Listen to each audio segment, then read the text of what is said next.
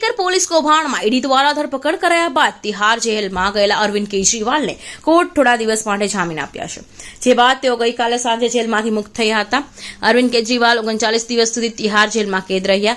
કોર્ટે તેમને 1 જૂન એટલે કે 22 દિવસથી રાહત આપી છે। તેણે 2 જૂન તિહારમાં સરેન્ડર કરવું પડશે।